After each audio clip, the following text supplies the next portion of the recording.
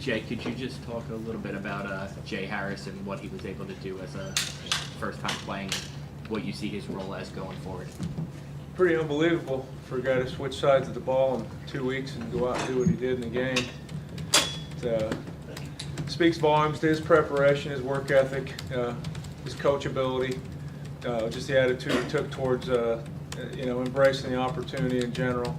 So we're real happy with the way he played. Obviously performed well, made some big plays, tackled well, which is always a big deal in the secondary. Couldn't be happier for him in the way he started out.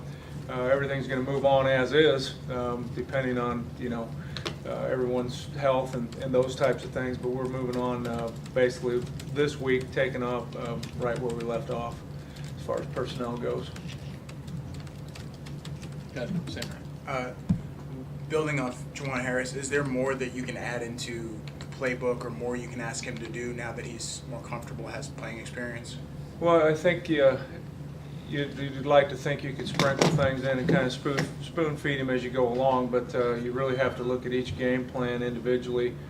If we go into this game saying we're going to play the same coverages and have the same basic system, then you could add stuff in. If it turns out to be something different than that, then you got to be careful with how much you're asking them to do. So obviously we're at the very, very beginning stages of this game plan, and those questions haven't been answered yet. So we'll have to see how that comes together here once we get through the rest of the day and into tomorrow morning.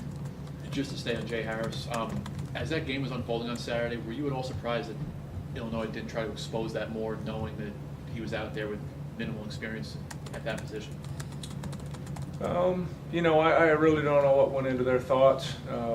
They played a lot of young guys on offense, and so probably, I would just imagine that some of their decision making had to do with more so with their personnel than our personnel. But I really can't speak to that.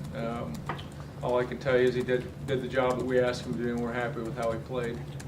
Jay, can you talk about the process of coaching a guy like that who comes over from the other side of the ball, both from your perspective and also his teammates, as they try and show their experiences? Mm-hmm. Well, Bill Bush is his coach now that he's a safety, and Bill did a great job preparing him for the game.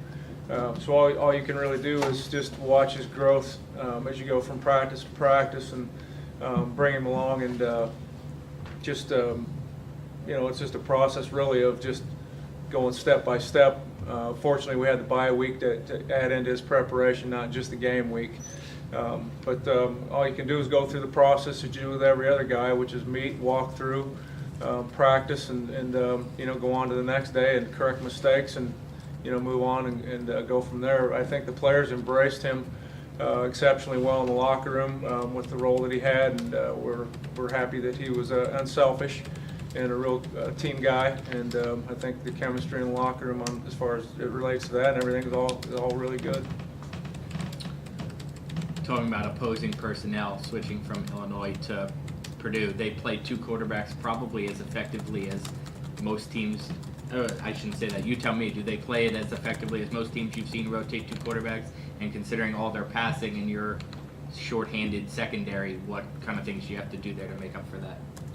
Well, yeah, they're both their quarterbacks play well. They do a good job passing the football. They do a good job in general offensively. And I don't think their system really changes based on who's back there. Both quarterbacks are good passers. Both quarterbacks run very well, in my opinion. Like I say, their offense isn't going to change, I don't think, based on who's back there. Again, our game plan, yes, we're going to have to look at what they do and what we think best gives us a chance to stop it, but it's also going to have to fit into the confines of what our personnel can do, and that's going to be the first question we've got to address, and then we'll move on from there. Where have you seen Trevor Morris evolve his game now that you're second year coaching him? Where have you seen him evolve and improve? Well, I think he probably had one of his better games Saturday. He was around the football a lot, and I think from the standpoint of execution and just his comfort in the system, he's very knowledgeable about his assignments and responsibilities.